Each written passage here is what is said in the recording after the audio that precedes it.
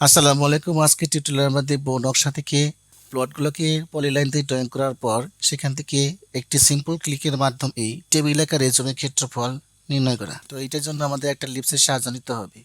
প্রথম এই প্লটগুলোকে close পলিলাইনে convert করতে হবে। এই জন্য কিবোর্ড লিখতে হবে BO বাউন্ডারি পিক পয়েন্ট, এরপর ভিতরে একটা ক্লিক করবেন, অর্থাৎ ক্লোজ বাউন্ডারি পলিলাইন যেখানে আছে সেখানে ক্লিক করলেই তা একটা বর্ডার আকারে পরিণত হবে এবং বাইরে একটা ক্লিক।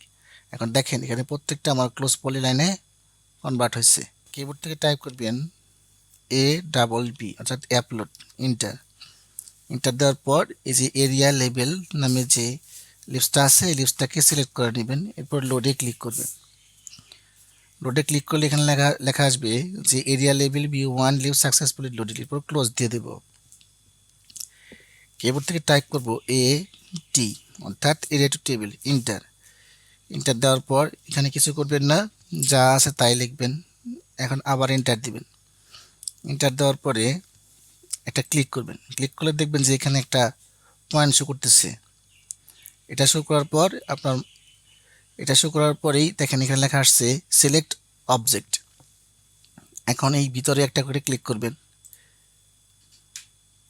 এটার ভিতরে একটা ক্লিক করবেন, এটা এখানে ক্লিক করবেন।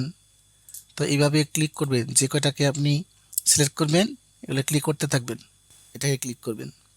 আমরা একটু জুম করে দেখাই যে এখানে কিন্তু আমরা 15 থেকে শুরু করছিলাম, এই জন্য 15, 16, 17, 18 একটা সিরিয়াল আসতেছে।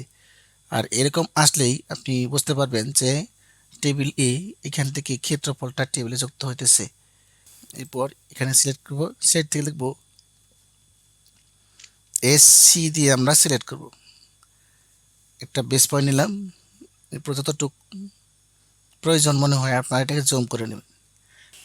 যতগুলা অবজেক্টকে আমি সিলেক্ট করছিলাম সবগুলো অবজেক্ট কিন্তু এখানে ক্ষেত্রফলের সাথে দেখাইতেছে।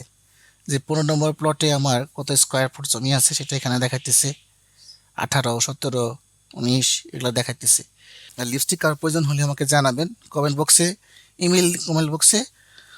ইমেল অ্যাড্রেসটা দিয়ে দিবেন, আমি পাঠিয়ে দেব। ধন্যবাদ সকলকে।